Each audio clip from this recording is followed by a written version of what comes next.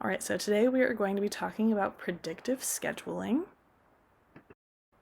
All right, so first let's go over what is predictive scheduling. These are laws that force employers to schedule their employees 2 to 3 weeks in advance. This also makes sure that employees get an estimate of how many hours they're going to be working each week from their employer. This is called a good faith estimate.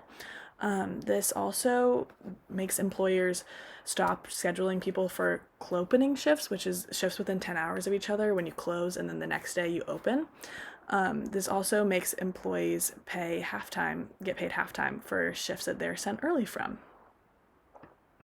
So, where has this already started taking place? Oregon and Vermont are the only states with these laws, but a lot of big cities have started to try this. So, Seattle, San Francisco, New York, Chicago, Philadelphia, San Jose, Emeryville, and Berkeley are the cities that have started doing this.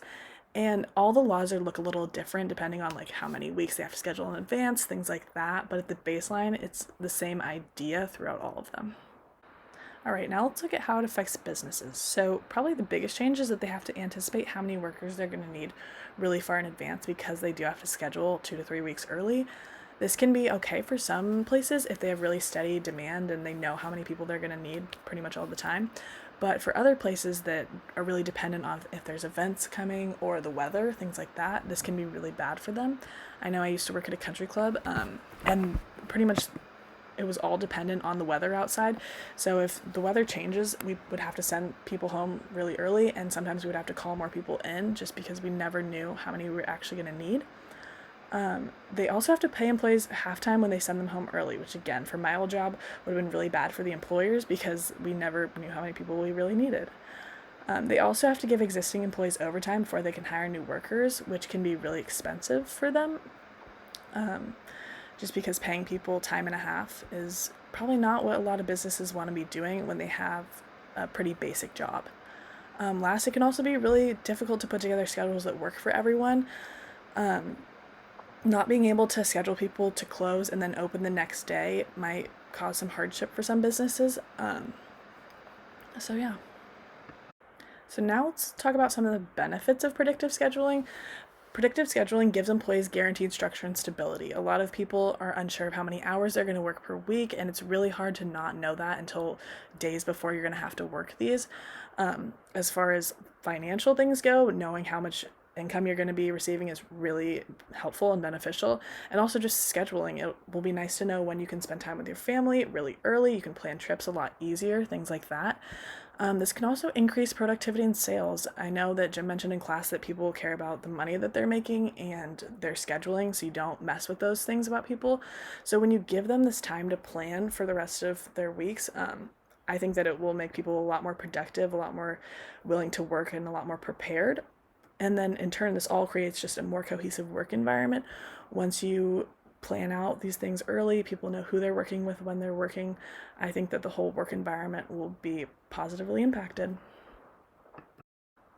Okay, now let's look at about how this can negatively affect businesses. I think that's what a lot of employers are probably worried about. So let's see.